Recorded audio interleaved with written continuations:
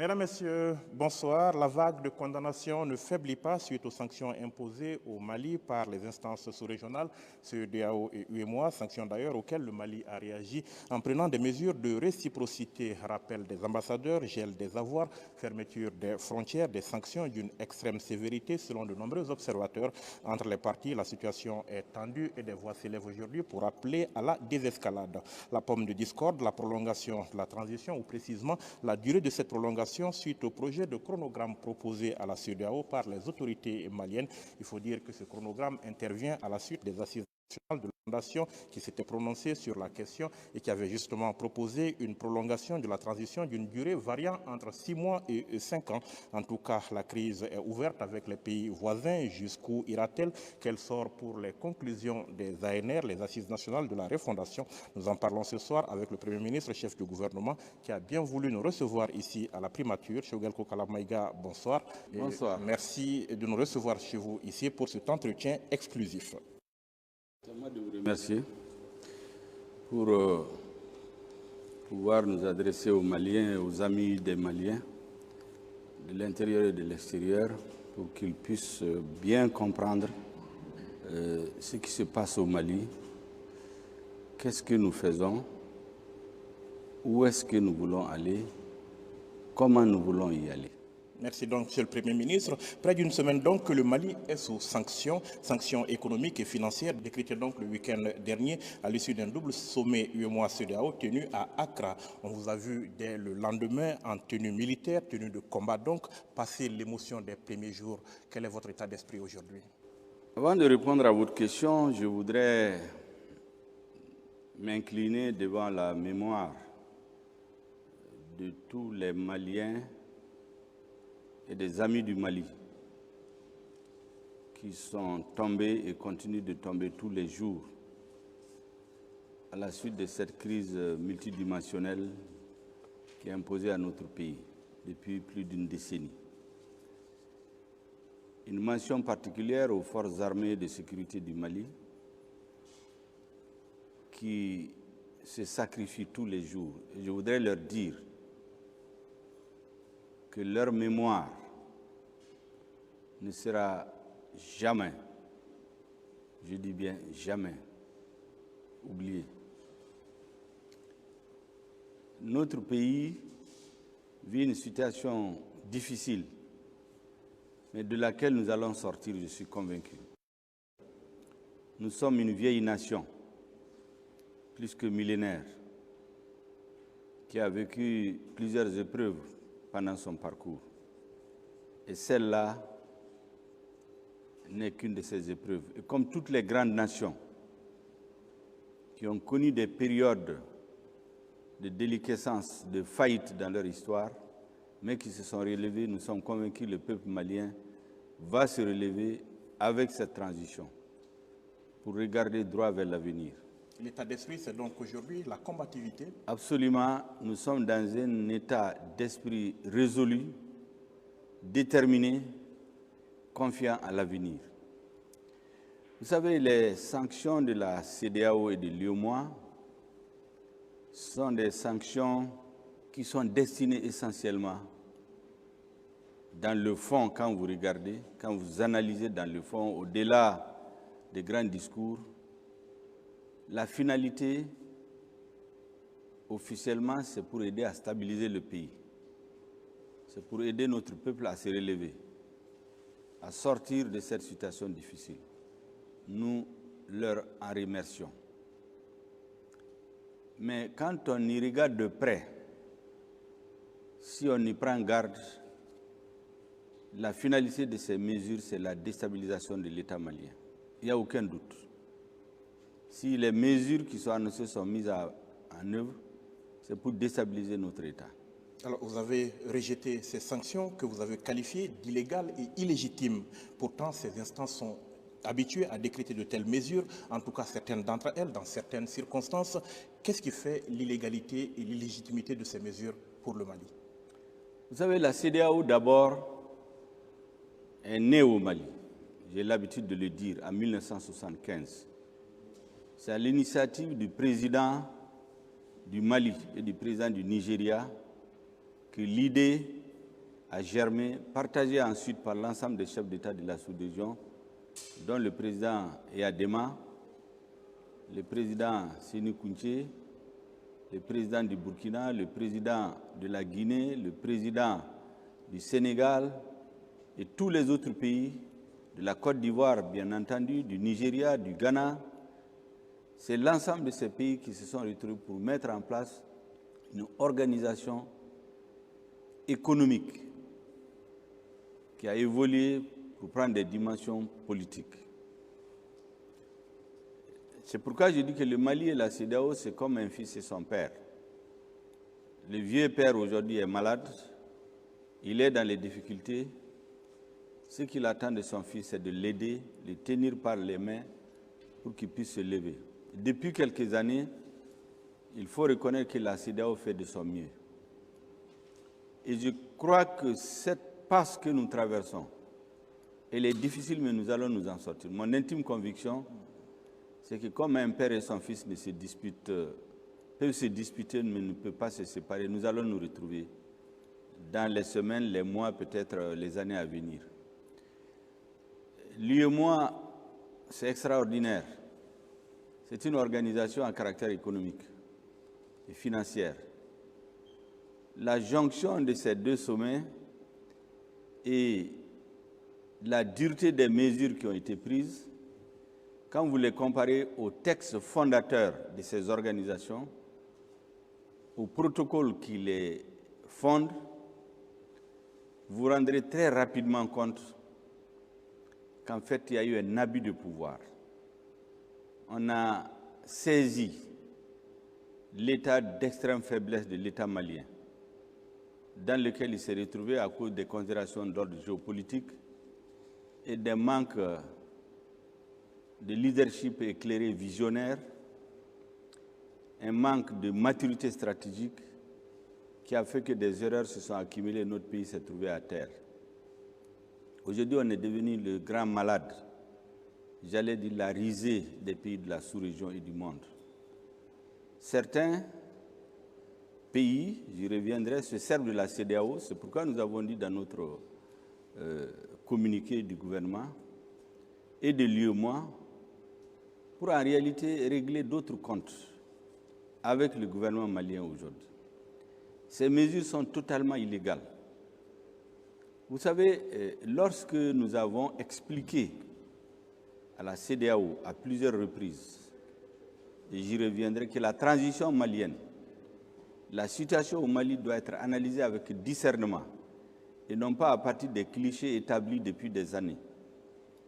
Nous avons dit qu'il faut faire la part des choses. La situation est très, très complexe au Mali. La transition au Mali est différente de toutes les autres transitions. Les conditions de survenue de cette transition, si nous ne les réglons pas, nous allons nous retrouver dans d'autres coups d'État.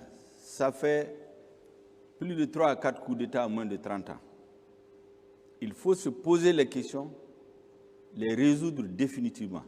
Si on ne le fait pas, c'est exactement ce qu'on fait souvent en Afrique. Quand le caniveau est plein d'ordures, on vient, on prend une pelle, on enlève les ordures, on dépose au bord du caniveau, et avant la prochaine saison de pluie, le caniveau est de nouveau rempli. Nous voulons faire en sorte qu'à la fin de cette transition, on crée les conditions pour qu'il n'y ait plus d'intervention de l'armée dans la vie nationale. Ces mesures sont illégales au regard de plusieurs conventions internationales. Vous savez, il y a une convention de l'ONU qu'on appelle la Convention sur les pays sans littoral, que notre pays a ratifiée en 1987, je crois bien, qui interdit l'embargo contre un pays sans littoral. La CEDEAO n'en a cure. L'UEMOA s'est déporté à Accra en l'absence du Mali, qui a été invité à 48 heures sans qu'on lui dise l'ordre du jour. C'est-à-dire qu'on traite le Mali comme un moins que rien, comme si ce n'est pas un État. Nous ne pouvons pas accepter cela. Quel que soit le dirigeant qui sera à la tête du Mali, il y a des formes d'humiliation qu'il ne peut pas accepter qu'on impose à notre peuple. Nous avons dit à l'UEMOA qu'on ne connaît pas l'ordre du jour de la réunion. Si on ne le communique pas, on ne peut pas aller à une réunion. On a mélangé les genres pour nous humilier. pour humilier notre peuple, pour fragiliser notre État, pour le déstabiliser. Mais en fait, tout le monde doit faire attention. Le Mali est victime aujourd'hui d'une situation dont il n'est pas responsable, en partie. Quand vous regardez les dispositions de l'UEMOA, la réglementation, nulle part, ce qui est en train d'être fait n'est prévu. Quand vous regardez la façon dont tout ça s'est passé, la CEDEAO nous a dit présenter avant le 31 décembre un chronogramme, quel qu'il soit. Ça va servir de base de discussion. C'est ce que nous avons respecté. Ce que nous n'avons pas accepté, c'est d'amener un chronogramme qui n'aura pas été validé par le peuple malien. Mais dès que cela a été validé, le 30 décembre, nous nous sommes réunis avec le président et nos collaborateurs jusqu'à 1h du matin. Nous avons fini le travail et le 31, une délégation s'est rendue à Accra pour rendre à la CEDEAO. Normalement, c'était une base de discussion, mais qu'est-ce que nous avons remarqué? On a fuité. Nous ne sommes pas naïfs, nous savons très bien pourquoi ça a été fait. Et tout de suite, la campagne de diabolisation du gouvernement a commencé. On a fuité le chronogramme. Quelques jours après, l'envoyé spécial de la CEDEAO, le président Goodluck Jonathan, un homme que nous respectons beaucoup, à cause de tous les efforts qu'il fait, est venu au Mali, il a discuté avec le président de la transition. C'était convenu que le Mali fasse une nouvelle proposition pour ne pas donner l'impression aux chefs d'État qu'on les défie, qu'on ne les respecte pas. Cette nouvelle proposition a été présentée. Nous nous attendions entre partenaires, entre amis, entre frères, que la CEDEAO nous dise votre chronogramme, on l'accepte, ou bien asseyons-nous pour discuter. Mais au lieu de cela, on se réunit et en toute illégalité, on décide de punir le peuple malien, qui est victime de terrorisme, pays enclavé, avec le coronavirus. On sait que les récoltes n'ont pas marché cette année, il y a eu la sécheresse. Les terroristes ont brûlé les récoltes. Le pays est à terre. C'est pendant ce moment qu'on prend un marteau pour l'achever. Mais ce que nous disons, notre peuple a appris à s'assumer dans l'histoire. La pénétration coloniale a duré 6 mois dans certains pays. Chez nous, ça a duré de 1878 au 16 mai 1907. 38 ans de combat pour que par les armes, la puissance coloniale puisse couvrir notre pays. Pendant 70 ans, il n'a jamais fait une année en paix. Toutes les ethnies, quand ce n'est pas les Touaregs, c'est les Peuls, c'est les Bobos, c'est les Bamanas, c'est les Mianka, c'est les Senoufos qui se sont soulevés. Nous ne sommes pas un peuple qu'on peut vassaliser, qu'on peut rendre esclave par procuration. Et c'est ce qui se fait aujourd'hui. Alors, Monsieur le Premier ministre, illégal, illégitime, mais sur le plan légal, quel est le recours aujourd'hui pour le Mali? Nous avons élaboré une stratégie de riposte contre ce processus, j'ai dit, de vassalisation de l'État malien pour sauvegarder la souveraineté de l'État malien, pour sauvegarder son intégrité territoriale. Parmi la batterie de mesures qui sont élaborées, qui vont être adoptées dans les jours à venir, il y a des mesures à caractère juridique qui vont être prises. Nous allons porter plainte contre cette décision-là devant les institutions habilitées au niveau sous-régional, au niveau africain, au niveau international. Alors, en attendant, les Maliens, vous le savez, Monsieur le Premier ministre, sont inquiets et parmi les motifs qui alimentent cette inquiétude, il y a ces files de camions qui se sont formés à la frontière avec le Sénégal, avec la Côte d'Ivoire, où les gens ont été un peu pris de court, c'est des marchandises, des personnes bloquées. Qu'est-ce que vous dites aujourd'hui à ces gens qui ont été surpris par les événements? Vous savez, l'effet recherché par les décisions de la CEDEAO, c'était exactement ça. L'effet de surprise. Un peuple qui est déjà à terre. On veut l'achever. Mais vous avez vu aussi, les Maliens ont repris. Tout de suite, ils ont repris le courage qui les caractérise. Nous-mêmes, Les mesures-là avaient prévu d'achever ce gouvernement-là. Nous savons qu'il y en a qui ont compté sur un soulèvement pour renverser ce gouvernement, mais ils ne connaissent pas l'état d'esprit des Maliens. Vous avez vu, dans des aéroports, on a bloqué des Maliens, en leur disant que c'est le gouvernement malien qui refuse l'atterrissage des avions, des pays qui ne sont même pas de la CEDEAO. Je pense que c'est une guerre perdue d'avance contre notre peuple. Les Maliens comprennent très bien les jeux et les enjeux qui se cachent derrière ces décisions, qui n'ont rien à voir avec les intérêts supérieurs du peuple malien. Il y a un habillage, mais que nous comprenons très bien. En tout cas, le président de la transition, dans son adresse à la nation, a appelé les Maliens au rassemblement face à la situation. Mais au-delà, qu'est-ce qu'il a voulu dire aux Maliens? Serrez-vous la ceinture, ça va être difficile, ou alors il n'y a pas le feu à la maison? Le président a fait passer un certain nombre de messages d'une très grande portée politique, historique et morale. Le président a d'abord expliqué et invité la CEDEAO à beaucoup plus de discernement, de tenir compte de la complexité de la situation du Mali, de tenir compte de l'état physique de notre pays. Le président a ensuite lancé un appel patriotique aux Maliens pour qu'ils se retrouvent face à l'union sacrée, pour sauver notre pays, pour sauver notre État.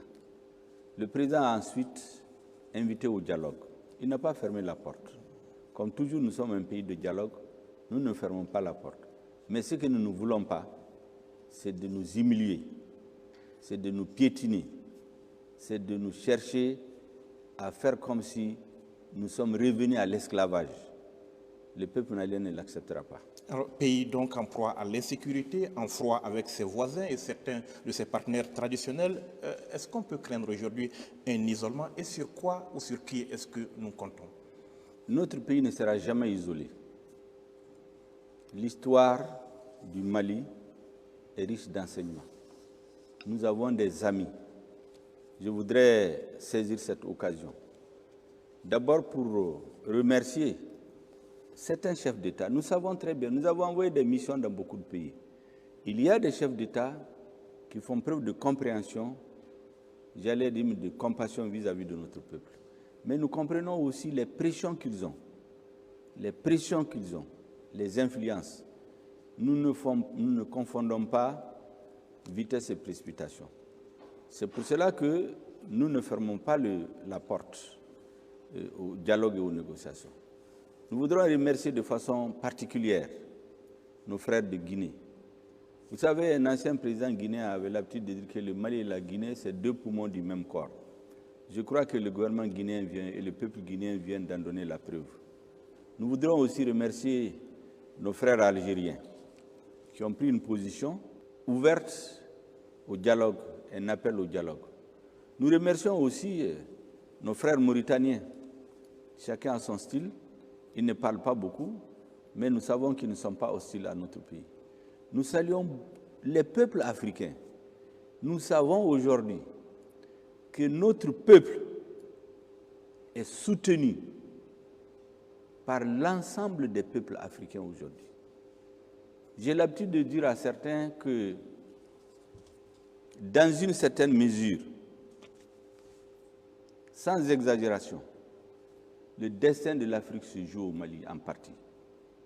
J'ai l'habitude de dire aussi à certains que c'est dans les difficultés qu'on connaît ses amis. Les amis, pour donner une sorte d'allégorie, c'est comme les étoiles. C'est dans l'obscurité qu'on les voit.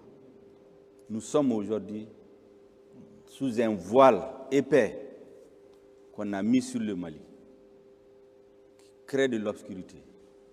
Il y a des amis que nous voyons. Nous ne serons jamais isolés. Même les pays qui ont pris les sanctions, leur gouvernement, en leur âme et conscience, mais surtout leur peuple, sont avec nous aujourd'hui. Nous voudrons remercier les peuples africains. Monsieur le Premier ministre, la pomme de discorde, vous l'avez dit, c'est ce chronogramme provisoire de 5 ans, puis de 4 ans que vous avez proposé à la CEDEAO, chronogramme qui d'ailleurs, certains vous le reprochent au plan national, n'a pas été publié au plan national. Qu'est-ce qu'il dit concrètement, puisqu'on n'en sait pas les détails? Vous savez, nous avons tenu d'abord à ce que le peuple malien se prononce. Les assises nationales de la refondation, qui ont été un grand lieu de débat, plus de 85 à 90 000 personnes ont participé, ont pris la parole pendant ce débat. C'est du jamais vu dans l'histoire du Mali. Toutes les forces politiques significatives, sans exception, sociales, religieuses, ont participé. La CEDEAO dit que ça n'a pas été inclusif. Il n'y a pas un seul parti dont les militants n'ont pas participé à la base. On a vu un certain nombre de responsables politiques, je respecte leur comportement, leur opinion, mais à la base, vous allez voir dans les statistiques, parce que aux assises, tout a été transparent. Des présidents de partis, des maires, des présidents de section à la base ont présidé des séances des assises. Ils ont signé, ils ont donné le nom de leur parti. Et certains nous ont dit qu'ils ont dit à leur direction ici que pendant qu'ils parlent d'élection, dans leur localité, on ne peut pas parler d'élection aujourd'hui. C'est ce qu'ils appellent souvent des responsables coupés de la réalité. Ensuite, quand vous regardez, quand la CEDEAO dit que ça n'a pas été inclusif, personne ne donne la parole à un certain nombre de personnes dans certains médias internationaux. Mais les partis réellement représentatifs, est-ce que vous avez entendu les dirigeants parler? La plupart de ceux à qui on donne la parole, moi je les respecte, mais sur le plan politique, combien d'élus ils ont? Il y en a qui n'ont pas un élu.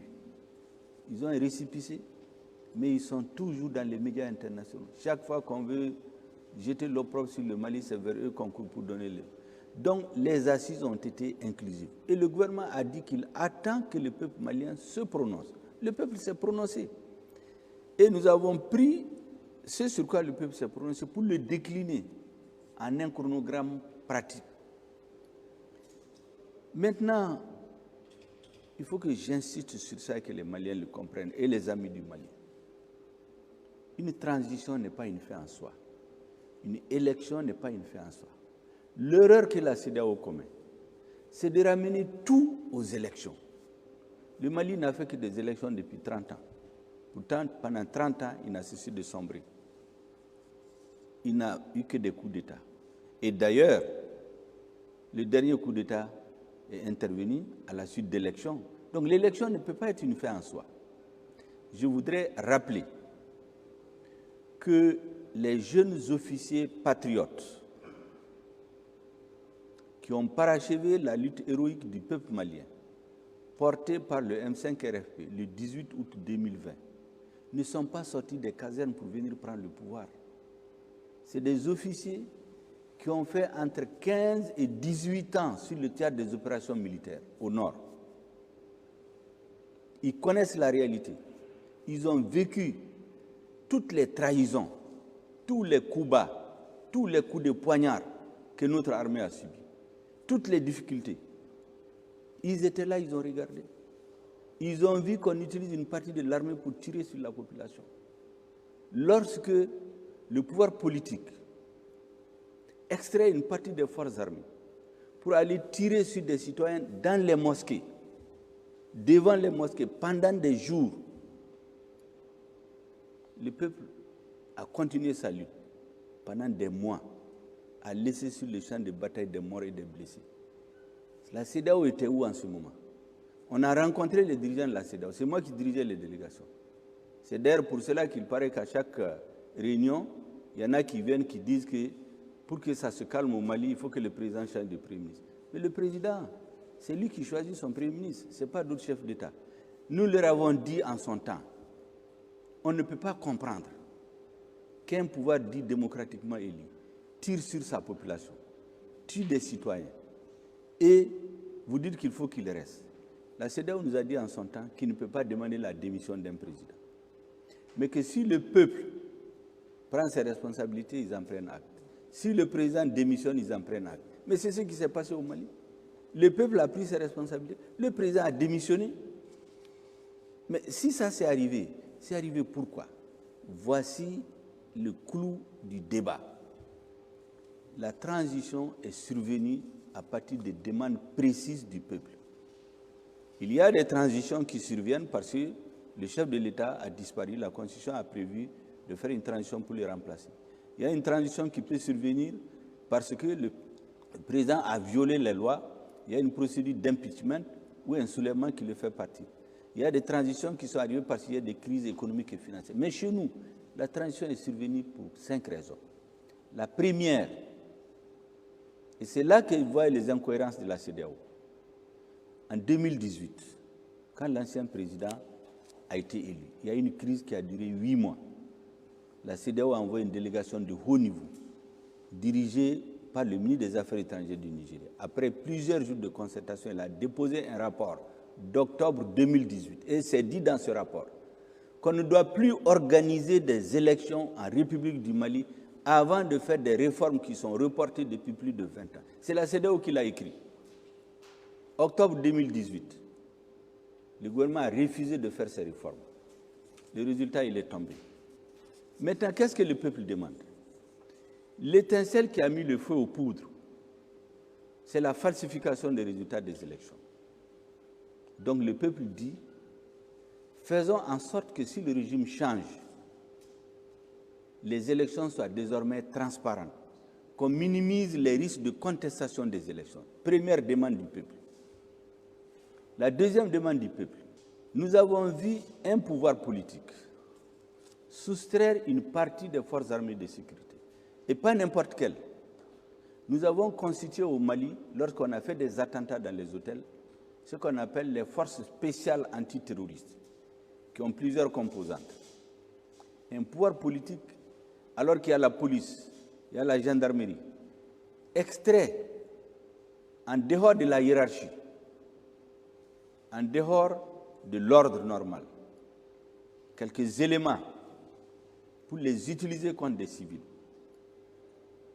1 jour, 2 jours, 3 jours, plusieurs jours de suite. Le peuple dit, on ne peut pas accepter cela. Il faut mettre fin à l'impunité. Vous êtes journaliste. Il y a eu des disparitions forcées de journalistes, disparus à la date d'aujourd'hui. Le peuple dit, on va chercher à savoir. On ne peut plus accepter qu'un pouvoir dit démocratique fasse disparaître des journalistes, tue son peuple. Le droit de manifester, c'est un droit constitutionnel. Qu'est-ce que la CEDEAO a dit? Elle n'a rien dit. Donc le peuple dit, lutte contre l'impunité. Le peuple dit, la déliquescence de l'État malien a comme l'une des causes principales la corruption qui a gangréné tous les corps de notre société, qui a désarticulé notre armée. Nous avons 25 à 30% des ressources allouées à l'armée qui sont détournées. Nous commandons, dans un pays vaste comme le nôtre, nous commandons 6 hélicoptères. Au finish, c'est 2 hélicoptères qui sont présentés aux Maliens. 3 mois après, on se rend compte que c'est des hélicoptères d'occasion, achetés au prix du neuf. Nous commandons 6 avions. On en trouve 4. Les 2, on ne sait pas d'où l'argent est parti. Les 4 qui viennent manquent de certaines fonctionnalités. Or, en 2013, lorsque survenait le nouveau gouvernement, le gouvernement de transition avait évalué à 400 milliards de francs CFA les moyens qu'il fallait pour mettre en œuvre ce qu'on appelle la loi d'orientation et de programmation militaire. Arrivé au pouvoir, l'ancien président a réévalué et l'a mené à 1230 milliards. Les Maliens ont applaudi des 2 mains. L'opposition a voté. 7 ans après, nous n'avons pas de vecteur aérien. 7 ans après, nos soldats tombent sur le terrain, on les enterre dans des fosses communes. Personne ne peut pas les... 7 ans après, nos soldats meurent de soif, ils meurent de faim. 7 ans après, ils sortent pour aller chercher de l'eau dans des puits. Les terroristes les tuent. Je vous donne le cas de la base, la fameuse base d'Indeliman, qui a été financée par l'aménagement, construite par Barkhane. Vous savez ce qui s'est passé là-bas? Les soldats sont sortis pour aller chercher de l'eau. Plusieurs jours. Donc les terroristes ont étudié leur parcours. Ils vont les surprendre au puits, ils les assassinent, ils mettent des explosifs dans les véhicules, ils viennent rentrer dans le camp. Est-ce qu'on a besoin, au XXIe siècle, de faire les grandes écoles d'ingénieurs pour savoir, ou avoir juste du bon sens, pour se dire qu'on ne peut pas construire un camp militaire dans le désert et qu'il n'est pas prévu un forage? Les premiers besoins de l'homme dans le désert, c'est comme le forage. Quand vous regardez tout ça, vous finissez par vous poser des questions. Et donc, nous nous disons, le peuple dit, je ne peux pas accepter que je débloque des ressources et que des individus, un groupe d'individus se trouve, il les détruit. Le chef de l'opposition, paix à son âme, Soumaïla Cissé, a saisi l'Assemblée pour des enquêtes parlementaires. On a refusé. On a refusé. On vient trouver des factures, des véhicules de 40 millions, des véhicules de transport, facturés à 400 millions, des pistolets de 110 000, facturés à 1 million, des camions, des citernes de 26 millions, facturés à 250. C'est comme ça que tout l'argent de l'armée est détourné. Et les acteurs sont connus. Vous avez un ambassadeur d'un des plus grands pays européens qui a dit ici en partant, il dit qu'il ne recommandera jamais à un ressortissant de son pays de venir investir au Mali. Quand un ambassadeur va dire ça à cause de la corruption, qu'est-ce qu'il rend encore pour l'honneur du Mali? Donc le peuple dit la lutte contre la corruption et l'impunité. Troisième revendication. Quatrième revendication, ça fait 20 ans qu'on a essayé des réformes de la Constitution qui comportent des tares qui bloquent notre système démocratique. 2001, tentative de réforme de la Constitution, échec. 2011, tentative de réforme de la Constitution, échec. Tentative de réforme de la Constitution en 2017, échec. Et qu'est-ce qu'on a remarqué? Chacun des présidents fait ses 10 ans, alors même qu'il sait que le peuple veut des changements. Il attend à quelques mois de la fin de son mandat pour vouloir modifier la Constitution. Donc il est soupçonné de tripatouillage comme ça se fait dans certains pays. Donc le peuple dit, si le gouvernement change, il faut qu'on fasse les réformes politiques et institutionnelles une bonne fois par un gouvernement de transition. Et enfin, le peuple dit, l'outil de défense a été désarticulé, a été détruit. Il faut restaurer la sécurité des Maliens avant d'aller aux élections. En 2013, lorsqu'un gouvernement démocratiquement élu, comme il l'appelle le gouvernement légitime, l'insécurité était à Kidal, 7 ans après. Alors que vous avez Barkhane, Takuba, G5 Sahel, ECAP, EUTM, l'armée malienne, l'insécurité s'étend comme une gangrène dans le pays, atteint 80%. Pendant qu'il était en place un gouvernement dit démocratiquement élu. Ça veut dire quoi? Ça veut dire que le fait d'être élu ne vous donne pas droit de vie et de mort sur les citoyens. Le premier élément de légitimation d'un pouvoir, pour ceux qui connaissent l'histoire de la constitution des États, c'est la capacité de l'État à assurer la sécurité des personnes et des biens. Un État qui ne peut pas assurer la sécurité des personnes et des biens ne peut pas être un État légitime. Donc le peuple dit, il me faut un gouvernement qui assure ma sécurité. Alors, voici les 5 revendications. Si on regarde la transition en dehors de ce prisme-là, on se trompe. Notre rôle aujourd'hui, c'est que le peuple a demandé au sortir des assises, c'est de faire une transition pour régler ces 5 problèmes, passer le pouvoir à un gouvernement qui n'aura plus à s'occuper de ça, mais des questions de développement. Alors, pour parler concrètement de ce chronogramme, c'est tous ces chantiers que le chronogramme prend en compte? Bien sûr. C'est tout ce qu'on a pris et on a détaillé. On a compressé des dates.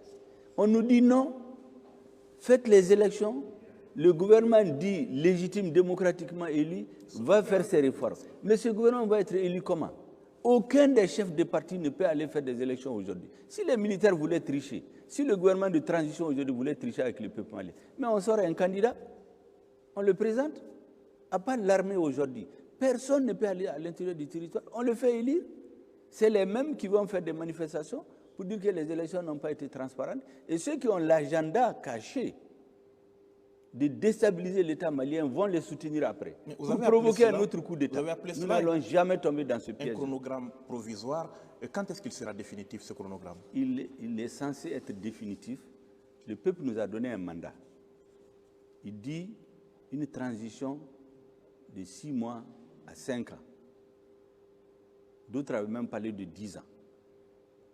Le gouvernement dit, OK, le peuple a demandé ça parce que pour le peuple, c'est le temps qu'il faut pour réaliser ses objectifs du soulèvement dont je viens de parler. Le gouvernement dit, je vais regarder maintenant dans quel délai je peux régler tel problème, et en fonction de ça, on fixe le calendrier, qu'on peut discuter, des dates qu'on peut compresser, mais ce que nous ne pouvons pas accepter, il faut que ça soit très clair. Nous n'allons jamais, aussi longtemps que nous avons la confiance de notre peuple, commettre l'erreur d'organiser des élections dont sortiront un président qui va être contesté le lendemain pour aller à notre coup d'État. De coup d'État en coup d'État, on veut faire disparaître l'État malien. Nous n'allons pas l'accepter. On se rappelle, Monsieur le Premier ministre, au lendemain de ce que vous avez appelé la rectification de la trajectoire de la transition, le Mali avait promis à ses partenaires internationaux d'honorer ses engagements internationaux. Comprenez-vous, dès lors qu'on vous reproche de n'avoir pas tenu ces délais, qui, je vous signale au passage, avaient été aussi définis par de précédentes assises? Vous savez, dans l'armée, il y a un dicton qui est très pédagogique. On dit que la mission est sacrée, mais c'est le terrain qui commande. Lorsque vous avez un pays en guerre, vous ne pouvez pas assurer la sécurité des citoyens. Lorsque nous sommes venus aux affaires, lorsqu'il y a eu la rectification de la trajectoire de la transition, quelle était la situation au Mali? Nous avons des grèves illimitées partout. Le pays était bloqué. Même les opérations militaires sur le terrain étaient impactées. Aujourd'hui, nous avons pacifié le front social. Lorsque la rectification de la trajectoire intervenait, il n'y avait aucune poursuite dans le domaine de la lutte contre la corruption. Aujourd'hui, tous les dossiers emblématiques sont dans les mains de la justice. Parce que ce qui s'est passé et qu'il faut que les uns et les autres sachent, pourquoi on nous dit allez-y vite à un gouvernement légitime? C'est des gouvernements légitimes qui ont orchestré la corruption, qui ont mis les dossiers de corruption dans les tiroirs, qui ont bloqué tout. Aujourd'hui, il y a une volonté politique. La justice est libre. La justice a sorti les dossiers. Tous les dossiers aujourd'hui qui sont sur la table des juges, ce ne sont pas des dossiers qui ont été montés sous la transition. C'est des dossiers qui existaient bien avant. Deuxièmement, on nous dit, faites les élections sans l'organe unique. Mais c'est pour qu'on tombe dans la même erreur, pour contester les élections de l'année. On nous dit, allez-y aux élections, laissez les réformes au gouvernement légitime. Mais c'était des gouvernements légitimes qui étaient là, qui avaient refusé de faire les réformes. Nous avons l'accord pour la paix et la réconciliation, signé depuis 2015. Il y a des réformes exigées par cet accord que le gouvernement dit légitime n'a jamais pu faire. Nous allons les faire. Nous voulons qu'à la fin de la transition, nous ayons un pays réhabilité, un État stable, des institutions stables, et que les nouvelles autorités puissent avoir un pays à gouverner et non pas venir éteindre des incendies, aller s'adosser à des pays étrangers qui vont les balloter de réunion en réunion. Finalement, le pays ne fait que sombrer. Nous ne voulons plus de ça. C'est à ce qu'on vous reproche de ne pas avoir respecté la parole donnée. Vous savez, il y a des discours politiques. J'ai l'habitude de dire aux uns et aux autres que nous faisons de la politique. Nous sommes des pragmatiques. La politique, c'est quoi? La politique, je dis, c'est l'art de réaliser ce qui est possible et de rendre possible ce qui est nécessaire. Ce qui est nécessaire aujourd'hui, c'est de restaurer la dignité du peuple malien, sa sécurité, son indépendance. Ce qui est nécessaire. Ce qui est possible, c'est de se donner le temps d'organiser une transition responsable. C'est ce que nous faisons. Maintenant, les agitateurs, ceux qui sont dans la propagande, dans les formules choc, n'adressent pas la parole, ils ne font pas ceci, ils ne font pas cela, ils ne sont pas collés à la réalité. Une politique déconnectée de la réalité, ce n'est pas une politique. Alors, jusqu'où peut aller cette crise avec la CEDEAO? Il est vrai qu'aucune des parties ne ferme la porte au dialogue, mais chacune des parties semble camper sur ses positions. Est-ce que vous êtes toujours en négociation? Vous savez, moi je suis persuadé que si vous enlevez les mains étrangères, les influences étrangères qui ont un autre agenda, si vous enlevez ces influences, entre nous Africains, on va se comprendre. Deuxièmement, le Mali, dans sa constitution, dans toutes ses constitutions, dit qu'il est prêt à céder tout ou partie de sa souveraineté pour réaliser l'unité africaine. C'est pourquoi vous allez voir toutes les organisations sous-régionales qui sont en Afrique, ou régionales, le Mali fait partie des fondateurs. Mieux, vous croyez que c'est pour rien que lorsque l'Afrique a voulu s'organiser pour se libérer du colonialisme, c'est au Mali qu'on a tenu le grand congrès du RDA. Ce n'est pas par hasard. Les principaux leaders du RDA, comme vous faites Boni, ce n'est pas des Soudanais. Le Mali est une terre de dignité. C'est une terre qui a une longue histoire. C'est une terre dans laquelle l'Afrique se reconnaît. Et c'est pourquoi je dis, le combat du Mali aujourd'hui, tous les peuples le soutiennent parce que ça redonne l'espoir. L'espoir de pouvoir s'assumer, de dire non quand ce n'est pas bon pour notre pays, de dire oui librement quand c'est bon. C'est ça le véritable enjeu. Alors certains vous demandent aujourd'hui de sortir de l'UEMOA, de sortir de la CEDEAO. Est-ce que la question est quelque part à l'ordre du jour? C'est une question qui fait partie des mesures de riposte sur le long terme. S'il y a le choix à faire entre la restauration de la dignité de notre peuple, de sa souveraineté, de son intégrité, de la personnalité du Malien, s'il y a un choix à faire entre ça et sortir de ces organisations, je crois que le peuple malien avisera le moment venu. Mais ma conviction, c'est qu'on n'en arrivera pas à ça. Parce que ni le Mali, ni la CEDEAO. Parce que, vous savez, les conflits, on sait comment ça commence. Personne ne sait comment ça se termine. Et ce conflit-là, comme on dit en Bambara, on est en train de nous faire une mauvaise guerre. On ne peut pas aimer le Mali plus que les Maliens. Ceux qui nous donnent les leçons, est-ce qu'ils peuvent aimer le Mali plus que les Maliens? Le président de la transition, c'est un jeune officier qui a fait 18 ans depuis 2002. Il était sur le théâtre des opérations. Il a interrompu des formations à l'extérieur pour venir diriger des équipes commando, pour desserrer l'étau sur des militaires qui ont été pris dans des zones où ils ne peuvent pas s'en sortir.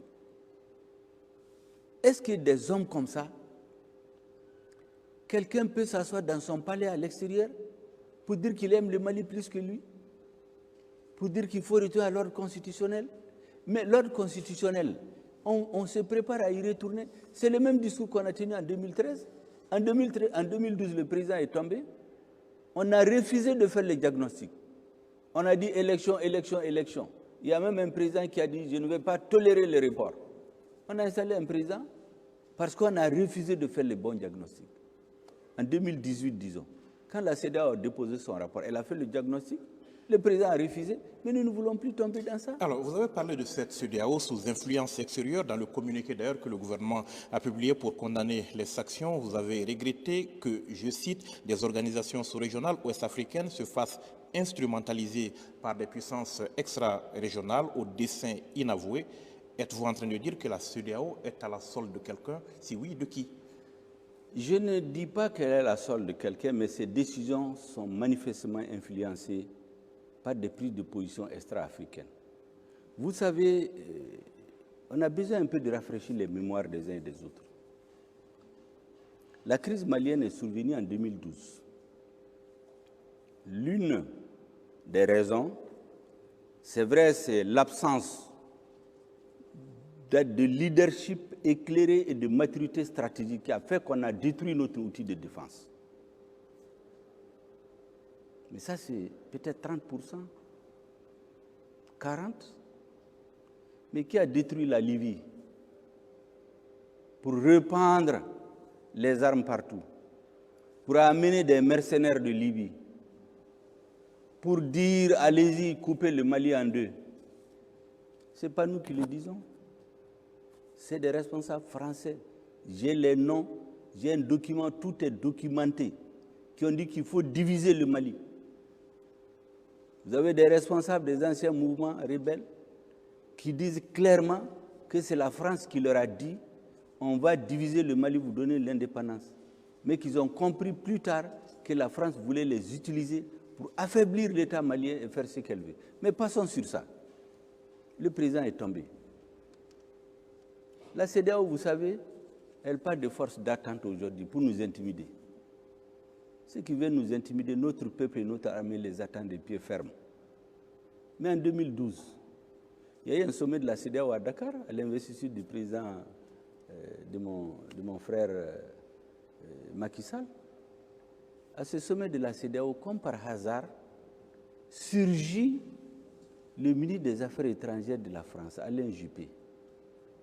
Et quand la CEDEAO décide d'une force d'attente de 3000 hommes pour libérer le Mali, M. Juppé dit non, mais 3000 hommes c'est trop par rapport à 500 combattants irrédentistes. Vous avez vu?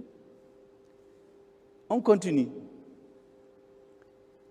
Le Mali et la CEDEAO, à travers l'Union africaine, demandent la création d'une force internationale qu'on appelle la MISMA, créée par l'ONU. Vous savez ceux qui ont commencé à dénigrer la MISMA? C'est les diplomates français, les écrits existent. On a fait traîner les choses. Quand on a constaté l'absence des capacités de la MISMA, on a créé la MINUSMA. Qu'est-ce qui a été dit à la création de la MINUSMA? Allez-y, la résolution. On est venu nous dire après que les opérations de maintien de la paix, ce n'est pas pour faire la guerre. Mais quand on l'a mené, qu'est-ce qu'on a dit aux Maliens? C'est pour les aider à lutter contre le terrorisme? Mais je ne passe sur ça. L'opération Serval, quand c'est intervenu, le 11 janvier, qu'est-ce qui a été dit? 3 objectifs par le président français, repris par son ministre de la Défense. Premier objectif, détruire le terrorisme. Deuxième objectif, aider à restaurer l'intégrité du territoire malien. Troisième objectif, appliquer les résolutions des Nations Unies. 8 ans après, aujourd'hui on est en 2022, donc ça fait 9 ans après. L'intégrité du territoire, disons le terrorisme au lieu d'être détruit, il a quitté l'extrême nord pour prendre 80% du pays. L'intégrité du territoire à la date d'aujourd'hui n'est pas rétablie. Les résolutions des Nations Unies changent chaque année, au point que cette année, nous nous sommes opposés à une résolution. Donc vous tirez vous-même la leçon. Mieux,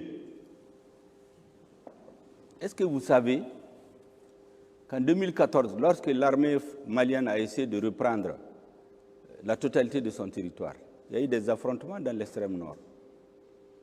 Les soldats maliens, certains qui se sont réfugiés dans le camp de la MINUSMA, on les a désarmés, ça se comprend. Est-ce que vous savez que quand l'armée a voulu récupérer les armes, le commandant de Barkhane a dit non, que c'est un butin de guerre qui appartient à la SEMA. Ils ne vont pas le donner à l'armée malienne. Est-ce que vous pouvez imaginer? Vous savez qu'en 2016, lorsque l'opération Barkhane a été installée, le commandant de Barkhane a fait le tour de ses forces dans les pays concernés. Il est allé au Tchad, sur la base de Faye-Largeau. Là, il a fait la revue des troupes. Et vous savez ce qu'il a dit à ses troupes? C'est documenté ce que je dis. C'est un journaliste français, Laurent Larcher, qui l'a rapporté dans une émission où il parle des non-dits de la diplomatie française. Le commandant de Barkhane dit à ses troupes, ça va vous faire froid au dos. Il a dit, nous étions venus ici il y a 100 ans, autrement dit en Afrique. Nous sommes partis il y a 60 ans. Nous sommes revenus pour 100 ans. Tirez vous-même les conclusions. Et les Africains comprendront beaucoup de choses. Pourquoi au Mali, nous avons toutes ces forces-là. Le Mali, comme j'ai dit, l'armée malienne, Barkhane, Takuba, G5 Sahel, ECAP, EUTM, et ça ne fait qu'empirer. À la fin, c'est la désintégration de l'État. La suite, on peut l'imaginer. Est-ce que vous pouvez imaginer que la lettre que le président malien a écrite à l'État français pour demander son intervention, dont aucune copie n'existe ni à la présidence, ni aux affaires étrangères. L'original est en France. Quand nous, on en a eu besoin récemment, c'est sur le site du Sénat français qu'on a trouvé. Parce que nous voulons relire les accords déséquilibrés qui font de nous un État qui ne peut même pas survoler son territoire sans autorisation de la France. Ces accords, nous les avons relis. Ça fait partie des choses pour lesquelles ils montent le monde contre nous. Je préfère le redire. Nous avons relu ces accords-là, le gouvernement qui est là aujourd'hui, et on les a envoyés. Donc, je continue. Le 17 novembre 2015, Le commandant de Barkhane a tenu une conférence de presse ici, où il a accusé les mouvements signataires. Il dit que certains ont les pieds avec les mouvements terroristes et un pied dans l'accord. Mais ça, c'est quoi ça? La lettre qui a été envoyée à l'État français le 11 janvier 2013 indique clairement appui aérien et en renseignement. Il n'était pas prévu des militaires français sur notre terre. Ils l'ont respecté à Konna, à Gao. Arrivés à l'extrême nord du pays, ils ont bloqué l'armée malienne. Ils ont amené 4000 militaires français avec un budget de 1 milliard de francs CFA par jour. Ils ont fait venir d'autres Africains. Ils ont fait venir la MINUSMA, interdit à l'armée malienne d'accéder à une partie de son territoire, alors qu'ils proclament que c'est pour recouvrer l'intégrité du territoire. Donc il y a un discours apaisant, lénifiant, en attendant le réveil brutal, et la réalité que nous voyons, c'est on arrive jusqu'à nous interdire de survoler des parties de notre territoire. Il y a quelques mois, quand on a massacré les gens à Tassiga, notre armée a appris qu'il y a des groupes de terroristes qui sont en train de s'organiser pour venir dans la zone. On a voulu faire voler un aéronef pour aller surveiller, mais on nous a dit non, c'est la zone d'entraînement nocturne de Takuba. Vous croyez qu'on va rester dans ça? Ce gouvernement qui est en place, avec le colonel Assimi Goïta à la tête, a décidé que nous n'allons plus demander d'autorisation à qui que ce soit pour survoler notre territoire. Nous allons nous donner les moyens, et nous les avons aujourd'hui. Dieu merci. À moins de 7 mois de la rectification de la traîne, nous avons aujourd'hui les moyens de survoler, aller partout sur notre territoire sans autorisation. Et vous allez plus loin, vous interdisez le survol de notre territoire par des aéronefs militaires français. C'est très simple. C'est la CEDEAO qui a pris les mesures pour dire qu'un avion de la CEDEAO ne vient chez nous. Le lendemain, on débarque des Maliens à l'aéroport de Paris qui avaient déjà leur billet d'embarquement en leur disant c'est les militaires qui ont interdit que l'avion atterrisse à Bamako, ce qui n'était pas vrai. Hier, avant d'embarquer, on leur dit non, c'est l'Élysée qui a dit que les vols sur le Mali sont annulés jusqu'à Nouvelle-Temps. Mais pendant qu'ils font ça, c'est pourquoi je dis qu'il faut être cohérent. Pendant qu'ils font ça, un avion quitte un pays de la CEDEAO, il pénètre sur notre territoire, ne sachant pas qu'aujourd'hui on s'est doté des moyens de surveillance. On l'identifie. Quand il a su qu'on l'a identifié, il éteint le transpondeur. Quand il a compris qu'on continue à suivre son mouvement, il éteint la radio. Il vient, il débarque, il le retourne. On ne lui dit rien.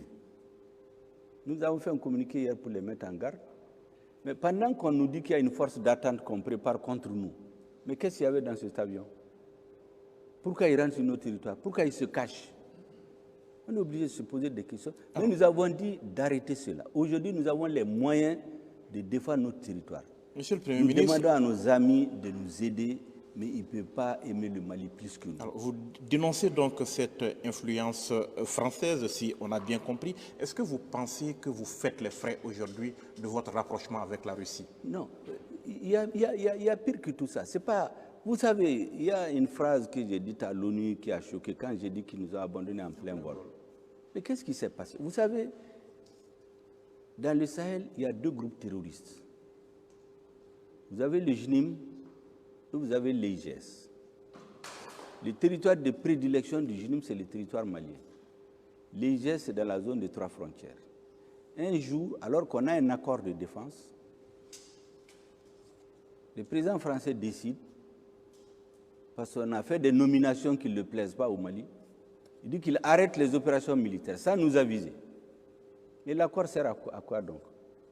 Quand on est partenaire, on s'assoit, vous nous dites, il est temps de partir, nous allons partir dans 2 mois, dans 3 mois, vous préparez, on prend les emprises.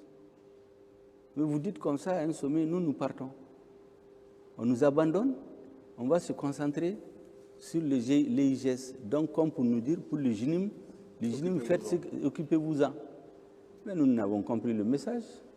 Mais quand vous laissez ces emprises, Vous voulez nous empêcher aussi de chercher des partenaires. Mais c'est quoi ça? Vous pensez que vous faites les frais aujourd'hui de votre rapprochement avec la Non, Russie? nous ne faisons le frais de rien du tout. Nous cherchons les moyens pour défendre notre peuple. Nous voulons avoir notre autonomie de décision. Maintenant, cette campagne qu'il y a contre nous, comme je l'ai dit, ce terrorisme diplomatique, médiatique et psychologique contre nous, ça ne nous fera pas bouger d'un État. Nous sommes dans des relations de coopération avec l'État russe, comme on l'est avec d'autres États. Je ne sais même pas pourquoi il ne parle que de la Russie. On est dans des relations de coopération avec plusieurs États, avec lesquels on paye des armes. Mais ce que nous ne comprenons pas au niveau de la CEDEAO, et je vais vous dire pourquoi souvent on parle d'intérêts étrangers. Lorsque cette histoire de ce qu'ils appellent Wagner, entre parenthèses, est sortie, ceux qui l'ont sorti, ils ont dit d'abord c'est des rumeurs. Ensuite, ils ont dit c'est la presse. Mais certains d'entre eux sont venus nous demander, est-ce que c'est vrai? On a donné des explications. C'est un pays européen, c'est un pays américain. Aucun chef d'État africain n'a appelé notre président, n'a envoyé quelqu'un ici. Ils se sont limités à ce que la presse d'un autre pays dit pour organiser un sommet, pour prendre des résolutions sur des rumeurs véhiculées par les ministres d'un autre pays, par la presse d'un autre pays. Qu'est-ce que ça leur coûtait de téléphoner au président, d'envoyer des émissaires pour en savoir plus? Qu'est-ce que ça leur coûtait?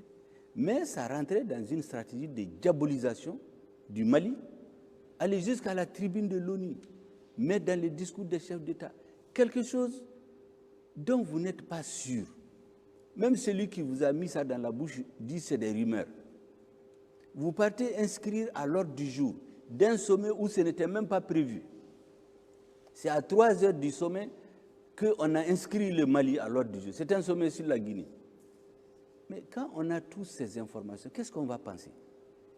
Mais les Occidentaux persistent et signent. Vous utilisez des mercenaires de Wagner, vous avez démenti, mais quelques semaines après votre démenti, qu'est-ce que vous avez à dire aujourd'hui? Vous savez, moi j'ai envie de répondre à certains que la guerre psychologique, là, nous, ça ne peut pas nous perturber. L'intoxication, l'intimidation ne peut pas nous perturber. Ce qu'on nous demande, comme disent les Africains, Cabri mort là, que tu les mets au frigo ou bien tu les laisses en putréfaction, ça change quoi? Il est déjà mort.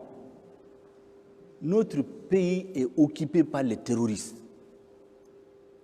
Comme dit un grand homme d'État chinois, le chat, qu'il soit gris ou noir, pourvu qu'il attrape la souris, c'est Deng Xiaoping qui le dit. Nous cherchons un partenaire pour libérer notre pays. Nous sommes tournés vers notre partenaire historique en matière de défense. Les 80% de nos officiers ont été formés en Russie. Les 80% de nos équipements avant le démantèlement de notre armée étaient formés en Russie. Nous nous sommes retournés vers la Russie, qui est un vieil ami, qui nous a tendu la main, et d'autres pays que je ne veux pas citer parce que, comme ils ne veulent pas parler, ils ne veulent parler que de la Russie. Mais ils se mettent à crier. Donc, nous devons rester. Tous les jours, on tue des centaines de Maliens dans les villages. On prend des résolutions sans nous. La dernière résolution, on amène une résolution à l'ONU pour décider de 2200 militaires supplémentaires de l'aménagement. On n'a pas vu le projet. On n'a pas discuté. On ne sait pas quel contingent vient là-dedans. À quelle fin ils viennent. Ils vont être où? Tout cela parce que le Mali est devenu un État vassal. Nous avons dit à l'ONU, à notre ambassadeur, de dire non. Lorsque nos frères tchadiens récemment, quand les Français ont décidé d'abandonner les emprises au nord, nos frères tchadiens nous ont dit qu'ils ont besoin d'augmenter de 2000 hommes, leurs hommes pour mieux se sécuriser. Mais on a réglé sur une base bilatérale. Il n'y a pas eu de problème. Donc, ce qu'on veut faire du Mali, les dirigeants qui sont à la tête du Mali aujourd'hui ne sont pas de cette agence-là.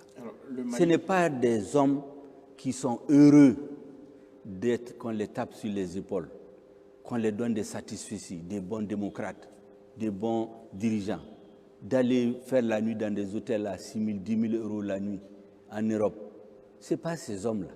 ceux qui sont au pouvoir, c'est des patriotes dont certains ont risqué leur vie pendant des années.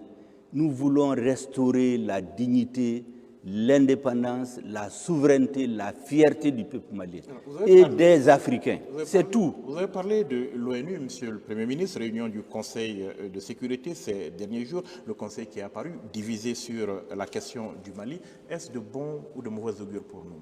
Je voudrais saisir votre question pour remercier de façon particulière la Russie et la Chine, deux pays amis qui, de toutes les façons, ont toujours été aux côtés du Mali dès le lendemain de son indépendance.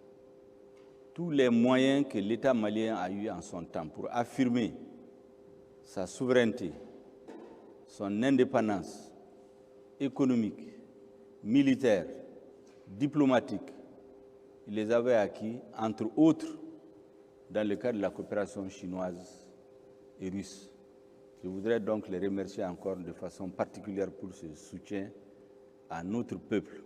Vous savez, le Conseil, de toute façon, il y a des débats à caractère idéologique et géostratégique. C'est des débats auxquels on est habitué. Lorsque certains pays portent des résolutions, d'autres les soutiennent systématiquement. Vous avez vu, il y a quelques fois quand même où les gens ne se comprennent pas. Par exemple, dans cette histoire qu'ils appellent Wagner. Mais les Américains ont eu la courtoisie d'envoyer parler avec nous. Nous leur avons donné nos explications. Ont-ils été convaincus ou non, c'est autre chose. Mais les voisins qui sont là, ils n'ont pas eu ça. Quand on massacre des villages, 30, 40 personnes, vous avez ce qu'ils appellent les forces internationales, qui sont stationnées à moins de 10 km. Pendant des heures, ils ne font rien. Et si on a des hélicoptères, on veut survoler pour aller, il faut qu'on demande l'autorisation. Mais on va rester dans ça? Mais non, on est sorti de ça. Aujourd'hui, nous avons les capacités de projection et de destruction des terroristes.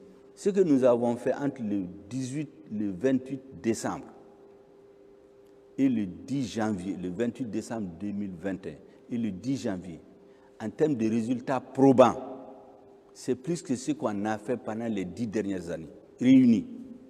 Mais il y a eu le blackout total, on n'en parle pas, on dit 6 soldats sont morts. On envoie, les terroristes vont attaquer quelques postes de gendarmerie, de douaniers, de péage. Nous avons décidé de faire la peur change de camp. On va là où ils s'organisent, ils ont leur stock d'armes. C'est là-bas qu'on va les chercher. Mais on ne parle pas de ça. Venons-en aux assises nationales de la refondation. Elles ont vécu. Beaucoup n'y croyaient pas quand, fin juillet 2021, vous les annonciez devant le CNT. Elles ont abouti à des résultats qualifiés par certains de vision du redressement national, de trajectoire du Mali pour les 25 années à venir. Comment est-ce que vous-même vous qualifiez les résultats auxquels sont parvenues les assises, vous qui étiez à l'origine de ces assises? Il faut être modeste. Ces assises... Il y a une partie de la classe politique qui était opposée, qui a voulu me diaboliser, qui a dit que c'est les assises de Choguel, les assises de la division. Ces assises ne sont pas ma seule idée. Ces assises font partie des revendications du peuple portées par le M5-RFP depuis juin 2020. Si vous regardez dans toute la documentation qui a été produite par cette force du changement, les assises nationales font partie des revendications. Parce que nous avons dit qu'en moins de 30 ans, nous avons eu 3 coups d'État. Les coups d'État qui n'ont pas abouti, on ne les compte pas. Il y a des réformes qui ont été reportées d'année en année. Donc, depuis le début de cette lutte, ça a été inscrit qu'il faut faire des réformes politiques et institutionnelles, pour que tout le monde comprenne le sens de les réformes. Il fallait aller vers tous les Maliens. C'est comme ça que les assises ont été inscrites dans l'agenda du gouvernement. Et ces assises, vous dites qu'elles sont historiques, elles sont fondamentales, elles sont essentielles, elles sont vitales pour la reconstruction de notre pays, pour la refondation de l'État malien, pour la réhabilitation et le redressement de la nation malienne. C'est tout ce que je peux dire. Et aujourd'hui, à la différence des autres forums, tous les Maliens ont participé. Même dans les lieux où il y a le terrorisme, les populations ont participé au débat. Maintenant, l'autre caractéristique, c'est que nous nous sommes imposés l'obligation de rendre exécutoire les résultats des assises. Tous les forums qu'il y a eu par le passé, les résultats ont été mis dans les tiroirs. Cette fois-ci, dès que le rapport va être déposé, ils ont jusqu'à fin janvier, le chef de l'État va mettre en place un comité de suivi.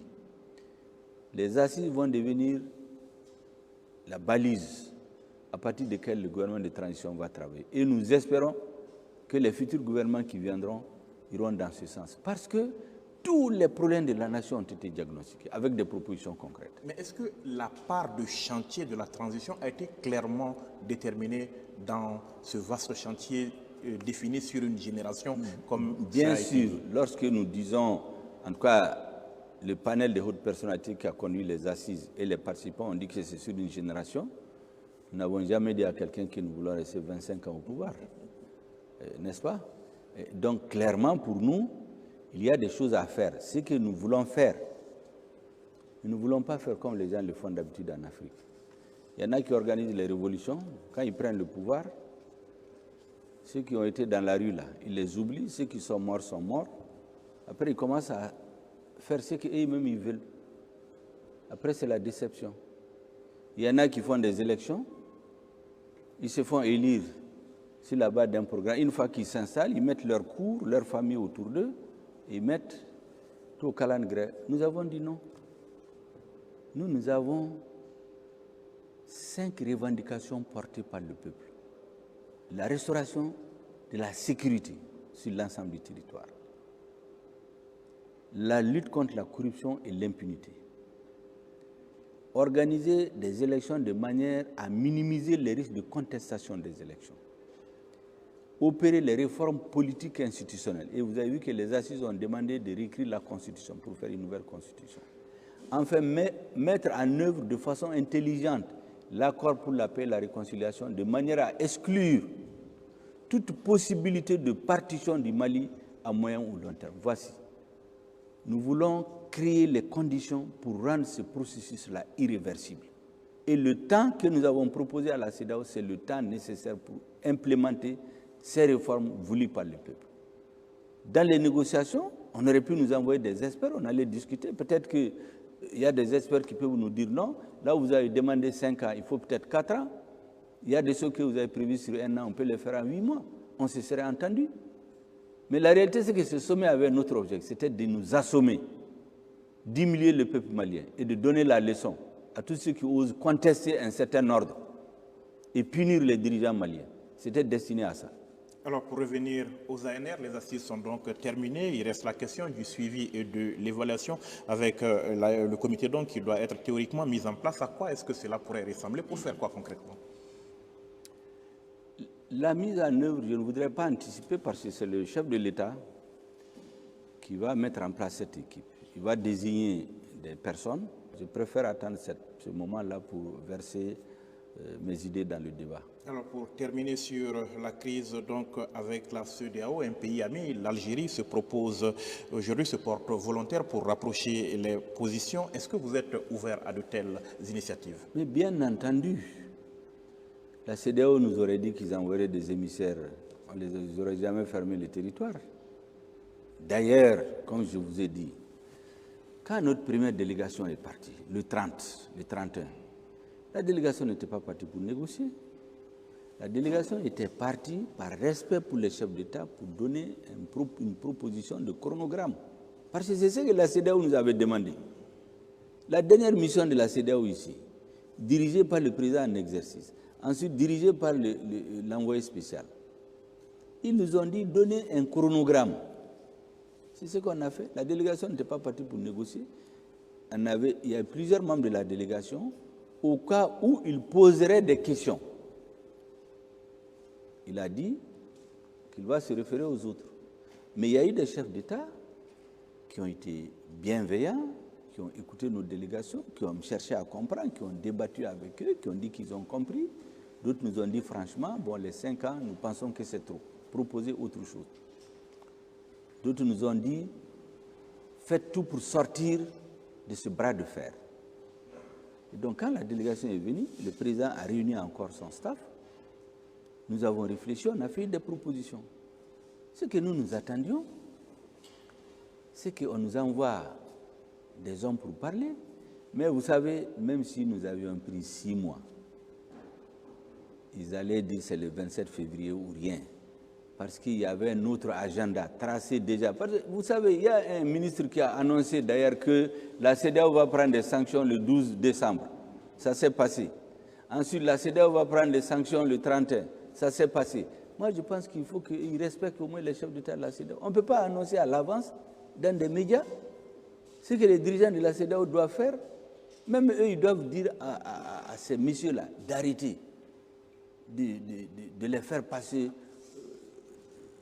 Parce que moi, je sais que les chefs d'État de la CEDEAO, pour lesquels moi j'ai le plus grand respect, parce que ce processus-là, je suis convaincu que si c'est la CEDEAO qui l'avait maîtrisé dès le départ, comme il l'avait voulu, avec la force d'attente, dès décembre 2012, on aurait trouvé une solution.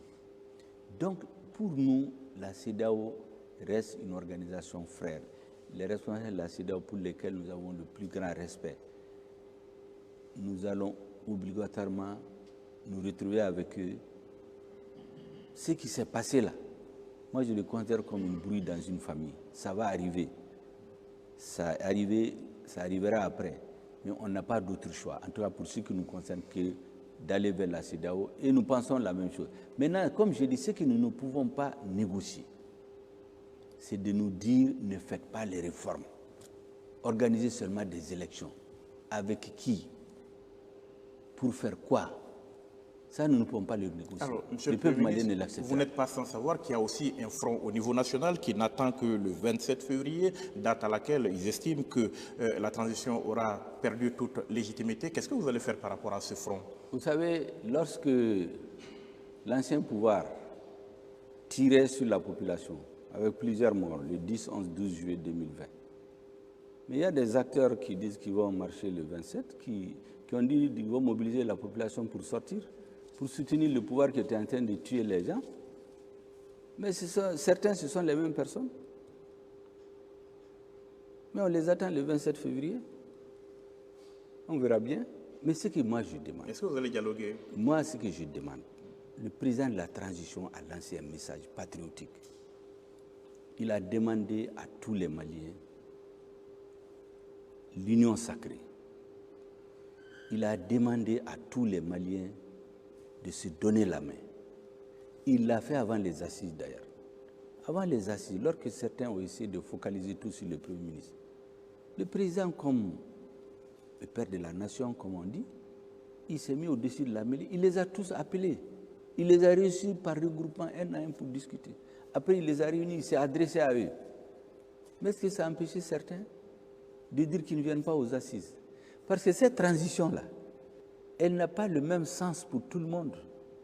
Il y en a qui pensent que la transition consiste simplement à que certains hommes politiques se retrouvent, ils se partagent le pouvoir. Quand tu es là-dedans, tu es d'accord. Si tu n'es pas là-dedans, tu dis que ce n'est pas bon. Nous, ce n'est pas notre vision. Notre vision, l'inclusivité veut dire quoi? Une transition qui a comme objectif de réaliser les 5 objectifs prioritaires autour desquels le peuple s'est mobilisé. Tous ceux qui sont d'accord avec ça, quelle que soit leur orientation politique, leur appartenance, je pense qu'on doit se donner la main. Je demande à mes frères qui sont dans cette contestation, c'est de revoir leur copie, c'est de répondre à l'appel du président. Nous-mêmes, nous avons dit que dès que les assises finissent, dès que le rapport va être déposé, nous allons aller, comme le président l'a demandé, à toutes les forces politiques pour qu'il y ait l'union sacrée des Maliens. Notre armée aujourd'hui est en train de recruter, de former, de s'organiser, de se réorganiser, de faire la guerre. 5 opérations, même qu'une des grandes armées ne peut le faire. Il faut qu'on crée les conditions, qu'on donne à notre armée les moyens de libérer notre pays. Et pour cela, elle a besoin du soutien, sinon de la totalité, du moins de la majorité des Maliens. Aujourd'hui, dans toutes les régions du Mali, il y a des opérations militaires. Le président est en train de travailler pour créer les conditions matérielles, équiper l'armée, créer les conditions psychologiques, les conditions morales pour que notre armée restaure la dignité et l'honneur de notre peuple. Maintenant, le rôle des politiques, là, donnons-nous la main pour l'accompagner. Vraiment, c'est ce qu'on leur demande. Nous sommes pratiquement au terme de notre entretien, mais quelques mots peut-être à l'endroit de cette frange de la population malienne qui est quand même très inquiète aujourd'hui face à la situation. Non, quelques mots. Je pense que les Maliens doivent avoir confiance en l'avenir, doivent avoir confiance en eux-mêmes. Vous savez, toutes les grandes nations que vous voyez là, je l'ai dit dans toutes mes interviews, toutes les grandes nations, je ne vais pas les citer, elles ont vécu des périodes de leur histoire où elles sont tombées. On les a humiliées. Ce que nous voulons, c'est que ce Mali qui est tombé, qui est humilié, nous voulons le soigner, le faire asseoir, le mettre sur ses 2 pieds, le faire tenir pour qu'il marche et enfin qu'il court dans le peloton des têtes. Deuxièmement, je voudrais lancer un appel, comme je l'ai dit dans la dernière partie de mon à l'ensemble des forces politiques et sociales. Donnons-nous la main pour sauver notre pays, pour aider notre armée à sauver, parce que de toute façon, c'est l'armée qui va sauver le pays sur le plan sécuritaire. Et nous allons l'aider à organiser le pays. Troisièmement, la CEDEAO, je l'ai dit, nous considérons jusqu'à aujourd'hui, c'est l'état d'esprit du président et de nous-mêmes et de tout le gouvernement. Ce qui s'est passé entre nous et la CEDEAO, c'est une brouille des frères. Nous allons nous retrouver. La CEDEAO ne peut pas laisser le Mali tomber. Et enfin, je voudrais dire très clairement à notre partenaire français, nous ne sommes pas contre la France. Nous ne pouvons pas l'être d'ailleurs. En 2013, quand un Français est tombé ici, Damien Boité, le premier, pour la petite histoire, en 1893, la première compagnie militaire française qui a quitté Mopti pour aller coloniser le nord, Tombouctou, celui qui le dirigeait, c'était un Boiteux. 120 ans après, c'est un Boiteux qui est venu donner sa vie pour libérer les Maliens. Quand François Hollande était venu ici, il a dit que c'est le plus beau jour de sa vie politique. Ce jour-là, les Maliens ont tourné la page de tous les contentieux qu'ils avaient entouré la France. Parce qu'il a dit ce jour-là que des Maliens se sont sacrifiés pour la France. Donc eux aussi payent une dette. Donc nous aussi, nous ne sommes pas un peuple d'ingrats. Les Français qui sont morts ici, nous n'allons jamais les oublier. Les Africains qui sont morts de la CEDEAO, c'est ça qui nous oblige d'ailleurs. Ces Sénégalais, ces Togolais, ces Guinéens, ces Ivoiriens, ces Burkinabés, ces Nigériens qui sont morts, d'autres qui ne sont même pas du continent africain. Notre peuple ne peut pas les oublier. Mais ce que nous demandons, qu'on nous respecte, qu'on n'apporte pas atteinte à notre dignité, qu'on ne nous insulte pas, qu'on ne nous empêche pas d'assurer la souveraineté de notre État. En France, en dehors de la communauté algérienne, la communauté la plus importante, ce sont les Maliens. Leur poids dans notre économie est plus important que l'aide française à notre économie. Ils vivent en France, ils sont nourris, logés, ils travaillent, ils ont leur famille, ils sont des Français. Vous croyez qu'un gouvernement de gens responsables va se mettre contre ce pays? Nous ne le sommes pas. Mais il faut que les dirigeants français se disent que les époques ont changé, que les interlocuteurs à la tête du Mali ont changé, que le Mali n'est pas comme certains pays. Il ne faut pas qu'ils se trompent d'époque, d'interlocuteurs et de pays. Pour le reste, là, nous sommes, c'est pourquoi j'avais dit, la France et le Mali, c'est des vieux amis. Il peut y avoir des scènes de ménage, mais on va se retrouver. Je suis sûr que cette brouille-là, elle va passer. C'est ce que nous pensons en tout cas. Avec les Africains, nous ne doutons même pas avec la CEDEAO. Voilà ce que je veux. Et les Maliens, ayez confiance en l'avenir. Ayez confiance en vous-même. La principale force d'une nation, c'est de croire à son propre génie, de croire à sa capacité de s'assumer. Et toute l'Afrique nous regarde. Ne décevons pas l'Afrique. Merci, Monsieur le Premier ministre, d'avoir répondu à nos questions. Merci beaucoup. Merci. Merci, Mesdames, Messieurs, de nous avoir suivis. C'était là un entretien spécial avec le Premier ministre, chef du gouvernement, Choguel Kokala Maïga, dans la foulée des ANR, les Assises nationales de la refondation et des sanctions prises par la CEDEAO à l'encontre de notre pays. Merci donc d'avoir été avec nous. Passez d'excellents moments de télévision en compagnie des programmes de l'ORTM.